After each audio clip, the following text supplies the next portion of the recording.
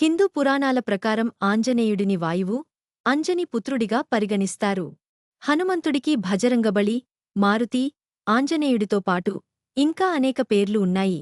అయితే హనుమాన్ అనుగ్రహం పొందడానికి మంగళవారం రోజున ఉత్తమమైనదిగా పండితులు చెబుతారు.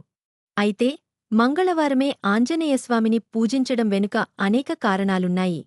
తనను భక్తి శ్రద్ధలతో కొలిచే వారికి కష్టాలనుంచి విముక్తి కలిగేలా చేస్తాడు. మీరు కూడా హనుమాన్ భక్తులైతే మంగళవారం రోజున ఆంజనేయ స్వామిని ఎందుకు పూజించాలో తెలుసుకోండి. హిందూ పురాణాల ప్రకారం మంగళవారం అంటే హనుమంతుడికి ఎంతో ప్రీతికరమైనది. ఈ రోజున ఆంజనేయుడిని పూజించడం వల్ల భక్తి, బలం పెరుగుతాయి. ధైర్యసాహసాలకు ప్రతీకగా భావించే హనుమంతుడిని పూజించడం వల్ల భక్తులకు ధైర్యం, ఉత్సాహం పెరుగుతాయి. మంగళవారం రోజున హనుమంతుడిని పూజించడం వల్ల గ్రహాలు, అంగారక గ్రహ దుష్ప్రభావాల నుంచి విముక్తి లభిస్తుంది.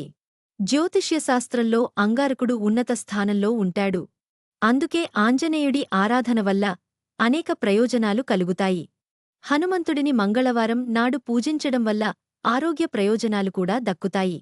మంగళవారం రోజున హనుమాన్ చాలీసా పారాయణం చేయడం వల్ల విశేషమైన ఫలితాలొస్తాయని పండితులు చెబుతారు.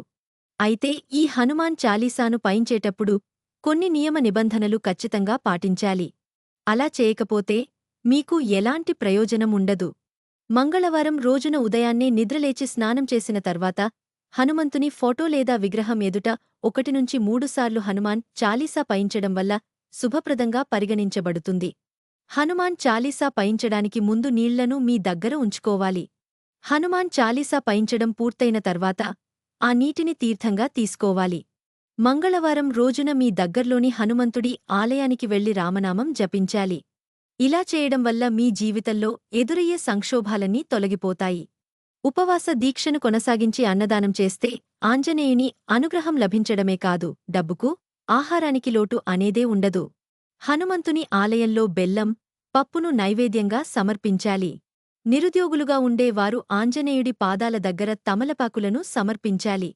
ఇలా చేయడం వల్ల మీరు ఇంటర్వ్యూల్లో విజయం సాధిస్తారు. మీరు కోరుకున్న ఆదాయం పొందడానికి ఆంజనేయ స్వామికి గులాబీ పూలదండను సమర్పించాలి. ఎవరికైతే తరచుగా చెడు కలలు వస్తుంటాయో వారు రాత్రి పడుకునే సమయంలో పాదాల దగ్గర పటికను ఉంచాలి. ఉదయం నిద్రలేచిన తర్వాత ఆ పటిను ఎవ్వరూ లేని నిర్జీవ ప్రదేశంలో విసిరేయాలి. ఇలా చేయడం వల్ల మీ కోరికలన్నీ నెరవేరుతాయని పండితులు చెబుతున్నారు.